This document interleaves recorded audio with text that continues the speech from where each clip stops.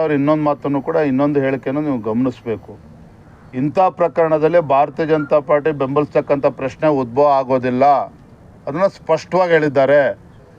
ನಾನು ತಮ್ಮ ಮೂಲಕ ರಾಜ್ಯದ ಮುಖ್ಯಮಂತ್ರಿಗಳಿಗೆ ಉಪಮುಖ್ಯಮಂತ್ರಿಗಳಿಗೆ ಕೇಳೋದಕ್ಕೆ ಇಚ್ಛೆಪಡ್ತೇನೆ. ಈಗ ಬರ್ತಾ ಇರ್ತಕ್ಕಂಥ ಮಾಹಿತಿಗಳು ನೋಡಿದ್ರೆ ಈ ಪೆನ್ ಡ್ರೈವು ಕಾಂಗ್ರೆಸ್ ಸರ್ಕಾರಕ್ಕೆ ಮುಂಚಿತವಾಗಿ ಸಿಕ್ಕಿತ್ತು. ಮೊದಲ ಹಂತದ ಚುನಾವಣೆ ಮುಗಿಯ ತನಕ ಕಾಯ್ದು ಕೊನೆ ಒಂದಿನ ಇದ್ದಂಗೆ ಬಿಡುಗಡೆ ಮಾಡಿಸಿದ್ದಾರೆ ಅಂತಕ್ಕಂಥ ಚರ್ಚೆಗಳು ಕೂಡ ರಾಜ್ಯದಲ್ಲಿ ನಡೀತಾ ಇದೆ. ಇದಕ್ಕೆ ರಾಜ್ಯದ ಮುಖ್ಯಮಂತ್ರಿಗಳು ಈ ಸರ್ಕಾರ ಉತ್ತರವನ್ನು ನೀಡಬೇಕು. ಚುನಾವಣೆ ಫಲಿತಾಂಶ ಮೇಲೆ ಎಫೆಕ್ಟ್ ಆಗುತ್ತಾ ಅನ್ನುವ ಭ್ರಮೆನಲ್ಲೇ ಕಾಂಗ್ರೆಸ್ನವ್ರು ಇದ್ದಾರೆ.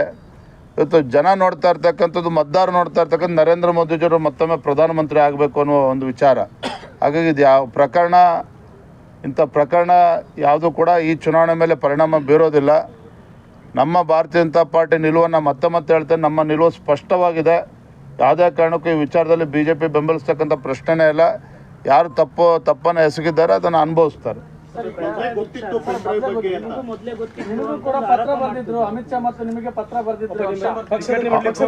ಅವನು ಯಾವ ಪುಣ್ಯಾತ್ಮ ಹೇಳಿದಾನೆ ಅವನಿಗೆ ತಡೆಯೋಣ ಒಂದು ನಿಮಿಷ.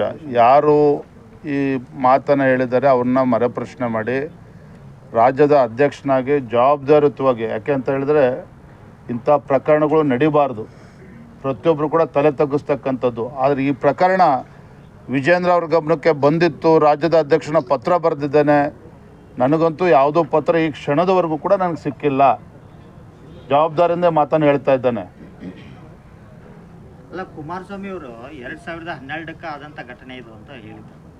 ಅಂದ್ರೆ ಹಿಂದಿನ ಘಟನೆ ಈಗ ಬೆಳಕಿಗೆ ಬಂದಿದೆ. ಒಂದು ಆ ಹಿಂದಿನ ಘಟನೆ ಆಗೈತಿ ಅಂತಂದ್ರೆ ಏನಲ್ಲ, ಕುಮಾರಸ್ವಾಮಿ ಅವರು ಅವರಿಗೆ ಯಾವಾಗಿಂದ ಇದ್ರ ಬಗ್ಗೆ ಮಾಹಿತಿ ಇತ್ತು ನನಗೆ ಗೊತ್ತಿಲ್ಲ. ಅವ್ರು ಏನು ಹೇಳಿಕೆ ಕೊಟ್ಟಿದ್ದಾರೆ ನನಗೆ ಗೊತ್ತಿಲ್ಲ. ನಾನು ಹೇಳ್ತೇನೆ, ರಾಜ್ಯದ ಅಧ್ಯಕ್ಷನಾಗಿ ಈ ಪೆನ್ ಡ್ರೈವ್ ವಿಚಾರಗಳೇನಿದೆ ಅಥವಾ ನನಗೆ ಪತ್ರ ಬರೆದಿದ್ದೇನೆ, ರಾಜ್ಯದ ಅಧ್ಯಕ್ಷರಿಗೆ ಪತ್ರ ಬರೆದು ಇದನ್ನೆಲ್ಲ ಮಾಹಿತಿ ಕೊಟ್ಟಿದ್ದೇನೆ ಅಂತಕ್ಕಂಥ ಸತ್ಯಕ್ಕೆ ದೂರ ಆಗಿರ್ತಕ್ಕಂಥದ್ದು. ನನಗೆ ಯಾವುದೇ ಪತ್ರ ರಾಜ್ಯದ ಅಧ್ಯಕ್ಷ ಈ ಕ್ಷಣದವರೆಗೂ ಕೂಡ ನನಗೆ ಯಾವುದೇ ಪತ್ರ ಬಂದಿಲ್ಲ.